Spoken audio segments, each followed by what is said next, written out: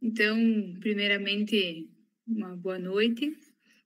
Sou a Rafaela Donin, sou fisioterapeuta e terminando a diplomação em quiropraxia do Instituto Coluna Vertebral. E hoje eu vou apresentar, então, um estudo de caso, né, para finalização do encerramento da diplomação, que faz parte do artigo que foi entregue. E então, agora a gente está fazendo a apresentação do estudo de caso. E o título dele, então, é um relato de caso de paciente do sexo feminino com lombociatalgia em crise aguda. Então, para conversar um pouquinho inicialmente sobre a lombociatalgia, ela é um processo doloroso que se inicia na região lombar, com existência de irradiação da dor para os membros inferiores, sendo o nervo ciático o mais acometido. A hérnia discal lombar consiste de um deslocamento do conteúdo do disco intervertebral, o núcleo pulposo, no caso, através de sua membrana externa no ânulo fibroso. E então, dependendo do volume de matéria herniado, pode haver a compressão e irritação das raízes lombares e do saco dural, representadas clinicamente pela dor conhecida como ciática, né? Então, nas imagens abaixo, nós temos a demonstração dos tipos de hérnia, né? Inicialmente, nós temos a hérnia protrusa, que ela ainda não tem uma ruptura maior do ânulo fibroso. A hérnia extrusa já tem, então, o núcleo pulposo herniado, né? E a hérnia migrada, que então é a porção do núcleo pulposo que migrou para fora do disco, né? A hérnia discal lombar é o diagnóstico mais comum dentre as alterações degenerativas da coluna lombar e a principal causa de cirurgia da coluna. Uma forma de tratamento precoce, que na atualidade vem sendo lançado para estudo, né, no precoce da patologia, para tratamento precoce, no caso, é a quiropraxia. A quiropraxia, então, é um método terapêutico que tem se mostrado altamente eficaz nos desequilíbrios osteomusculares, bem como os distúrbios relacionados ao sistema nervoso e a sua relação com dores nas costas. Então, a definição e a epidemiologia. Então, dá para a gente definir que o disco intervertebral, ele situa-se entre dois corpos vertebrais, em toda a extensão da coluna, sendo uma parte essencial da coluna vertebral. Anatomicamente, é composta pelo ânulo fibroso, de tecido cartilaginoso, que é uma estrutura flexível que permite a mobilidade da coluna vertebral em diferentes direções. E o núcleo pulposo, que é uma estrutura gelatinosa circundada pelo anel fibroso, que tem como principal função amortecer e absorver os impactos mecânicos gerados, então, na coluna vertebral. A formação da hérnia inicia-se com o surgimento de fissuras do anel fibroso, né? Então, por onde o conteúdo gelatinoso nuclear ele infiltra, acometendo as raízes nervosas e espinhais de diferentes formas e graus. Então, na imagem ao lado, a gente pode ver a fissura inicial no ânulo fibroso, que dará origem, com o passar do tempo, então, a uma futura hérnia.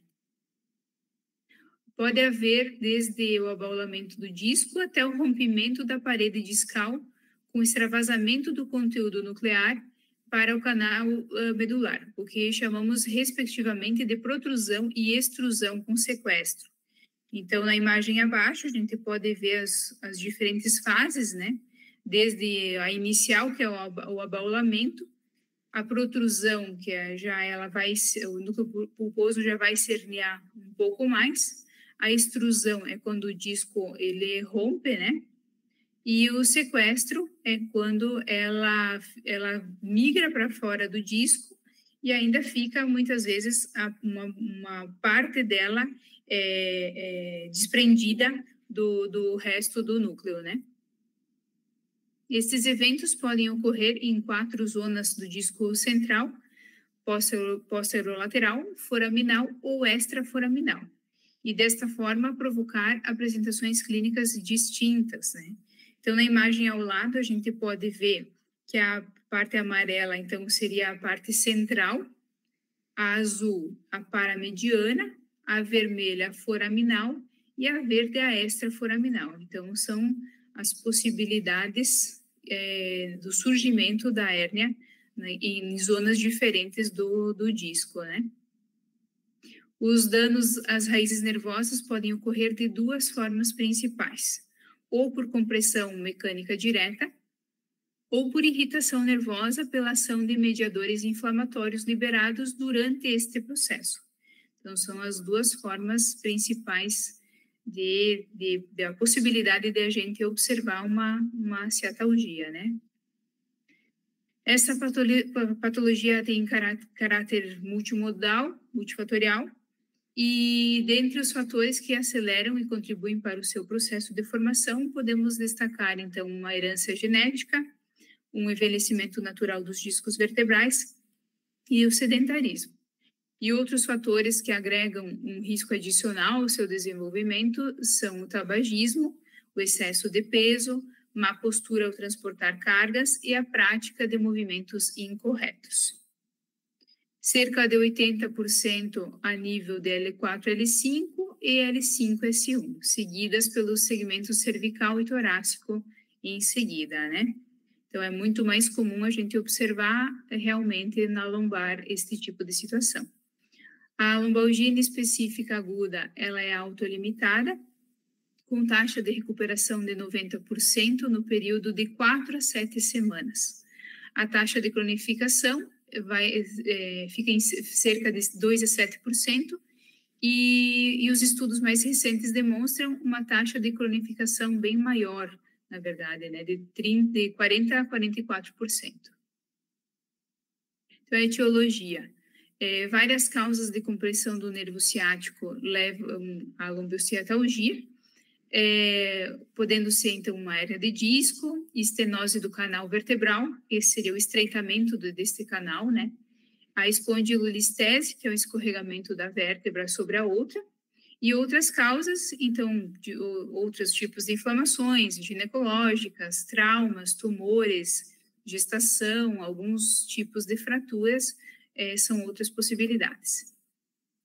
Então, dentro da epidemiologia, a gente pode observar que a idade média deste acometimento é por cerca de 37 a 38 anos de idade, apesar de ser descrita em todas as faixas etárias. É muito comum hoje, nos dias mais atuais, a gente encontrar em diversas fases da vida mesmo. Não tá se limitando apenas aos 37 a 38 anos, mas é o que a epidemiologia hoje mais traz, né?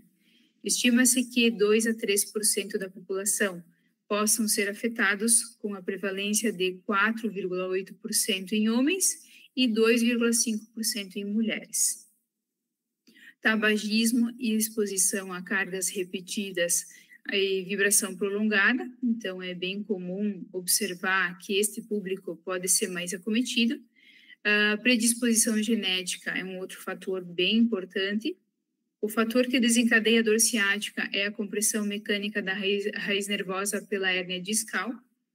E as hérnias extrusas têm maior compromisso clínico e maior frequência de reabsorção. Então, no diagnóstico, o exame físico com testes ortopédicos, né? A gente pode observar exemplo do SLAMP test, que é o teste de tensão neural, a elevação da perna reta e o LASEG, que eles se mostram fundamentais para o exame físico, né, inicial. Posteriormente, o exame de eleição é a ressonância magnética, que acaba sendo mais completo para o diagnóstico desse tipo de situação, e também, em muitos casos, a tomografia computadorizada, sendo que ela não é tão fidedigna como a ressonância para esse diagnóstico. Mostra sim, mas às vezes com algumas limitações. E o quadro clínico, ele inclui, então, uma lombalgia inicial e pode evoluir para uma lombociatalgia e persistir como uma ciática pura também. Apesar de ser a principal causa de dor ciática, outras possibilidades, tais como tumores, instabilidade, infecções, também devem ser observadas, né? É importante enfatizar que a história natural da ciática por hérnia de disco é de resolução acentuada dos sintomas em torno de 4 a 6 semanas. Por essa razão, o tratamento inicial deve ser sempre conservador, explicando ao paciente que o processo tem um curso favorável. Só não pode desistir do tratamento, né? Mas tem a possibilidade de uma boa recuperação. Então, os tratamentos entram na linha do conservadorismo, que são através das medicações, suplementações, fisioterapia, pilates, quiropraxia, e o tratamento cirúrgico, né? Tratamento mais invasivo. Então, iniciando a apresentação do caso clínico, foi atendido, então, uma paciente do sexo feminino, aos 27 anos de idade, que já foge um pouco da epidemiologia, né, 10 anos antes, nesse caso, com histórico de queda na infância, sendo que na época sentiu fortes dores na coluna, mas que com o passar do tempo o quadro havia estabilizado e não sentiu mais dores. Histórico familiar, histórico genético bem presente na família, de ambos os lados. Então, dias antes da crise, ela escorregou no tapete, sentiu uma fisgada em todo o trajeto do nervo ciático do lado esquerdo, e os sintomas foram gradativamente piorando com o passar dos dias, e até que a paciente realmente parou numa crise aguda no hospital, não conseguindo permanecer nem em postura ortostática, nem sentada, apenas deitada. Então, apresentou uma lombociatalgia esquerda e em crise aguda. Foi hospitalizada, medicada, ficou dias internada, inclusive, fazendo uso de morfina. O paciente realizou uma ressonância magnética, onde demonstrou uma volumosa hérnia discal, ao nível de L5-S1 à esquerda. Então, ao receber alta, ela ainda estava em crise aguda bem forte, iniciou o tratamento quiropráxico, onde na avaliação foi possível observar que em todos os movimentos apresentava dor, apresentou o sinal de HELPS, esse teste é inclusive do método Logan, né? Que ele tem as características através da altura da crista ilíaca, a tensão do eretor da espinha, a rotação da L5, dor na articulação sacroiliaca e tensão do ligamento sacrotuberoso. E ela foi avaliada na posição em decúbito ventral, por não conseguir permanecer por muito tempo em ortostatismo, né? Então, na fase primária, que foi a C1, que ela chegou até o consultório, durante um mês, então, foi realizado 3 sessões por semana, sendo utilizado o método Logan básico, TLNR, agulhamento a seco, ultrassom, para a fase inflamatória. Os sintomas, então, foram reduzindo nas primeiras 2 semanas, já com retorno às AVDs. Já na fase secundária, então, no primeiro mês de tratamento, passou a realizar sessões semanais, permanecendo apenas uma parestesia na perna. E na fase terciária, que é a C3, foi encaminhada para a realização de exercícios, né? Nesse caso, o Pilates. E após permaneceu realizando sessões de manutenção mensalmente. Então, no exame de imagem dela, é possível observar, então, a hérnia discal na L5-S1 à esquerda, de grande volume. E na eletroneuromiografia, que ela até fez um tempo depois do tratamento, ela já estava num período mais tranquilo, 1 ano após a crise, então ela realizou a eletroneuro, né? Foi um longo período depois aí, mas para descargo de consciência, analisar melhor, ver como é que estava a saúde do nervo, né? Após o tratamento. E a conclusão do exame mostrou sinais de desnervação crônica moderada em L5-S1 à esquerda, sendo que os achados clínicos mostravam uma acentuada melhora da radiculopatia antiga e a ausência de sinais de degeneração axonal em atividade. Até o médico que fez esse exame nela, ele comentou que ele nunca tinha visto em toda a história dele de profissional alguém com aquele nível de lesão, de tamanho da hérnia, ter se recuperado com tratamento conservador. Ele até pediu várias vezes para ela se ela realmente não tinha ido para a cirurgia, porque ele não acreditava no resultado que ela tinha tido. Então, a discussão do caso clínico, foi possível observar que a paciente apresentou, então, um quadro de lombociatalgia mais precocemente do que a incidência realmente mostra na literatura. A predisposição genética tem sido alvo de estudos recentes, né? O quadro clínico típico de uma hérnia discal inclui uma lombalgia inicial, que pode evoluir para uma lombociatalgia, que foi esse caso, né? E um exame físico adequado é essencial, podendo, inclusive, através de uma avaliação cuidadosa, né, através dos dermátomos, miótomos, determinar o espaço vertebral em que está localizada a hérnia, né, em hérnia, inflamação, seja lá o que for, né. É importante enfatizar que a história natural da ciática por hérnia de disco é de resolução acentuada dos sintomas em torno de 4 a 6 semanas. Por essa razão que o tratamento inicial deve ser sempre conservador, explicando ao paciente, né, e não deixando esse processo virar crônico. Então, o quanto antes ele começar a tratar, levar a sério o tratamento, é muito mais fácil não cronificar uma lesão posteriormente. E nesse caso clínico foi possível observar, então, a acentuada melhora desde a segunda semana, onde foi possível controlar o caso para não cronificar os sintomas.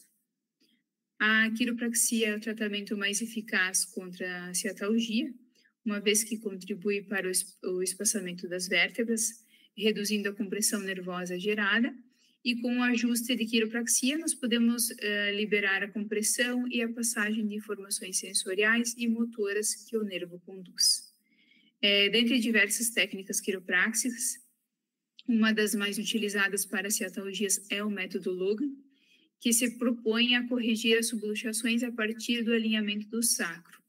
Ele leva muito em consideração a lesão sacral, a disfunção sacral como sendo a primária, que faz o papel do alicerce da nossa coluna.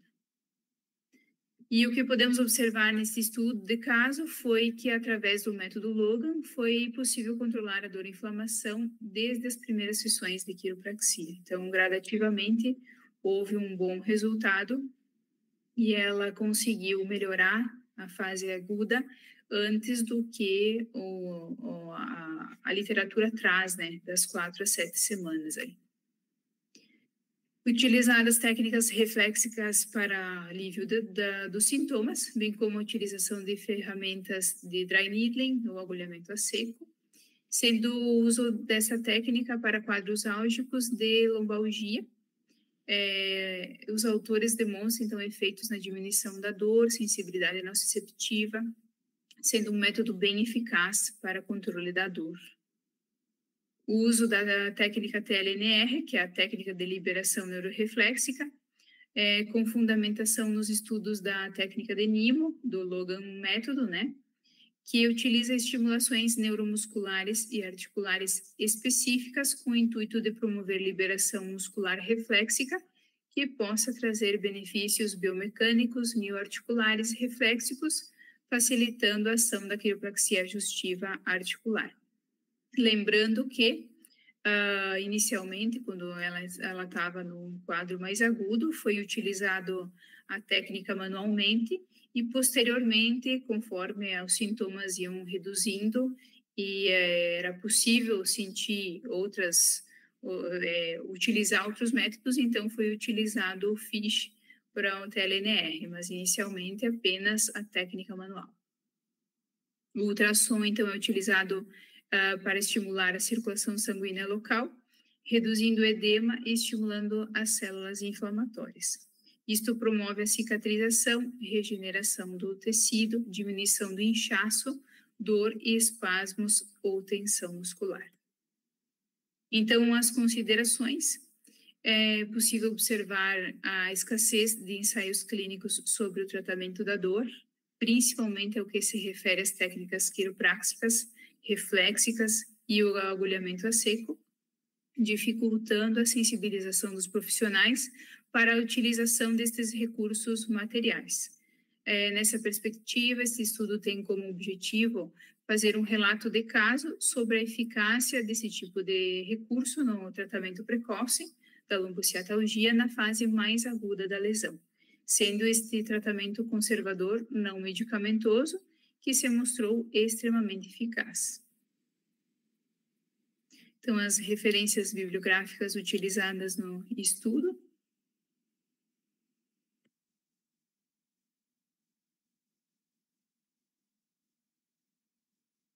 E finalizamos, então. Muito obrigada.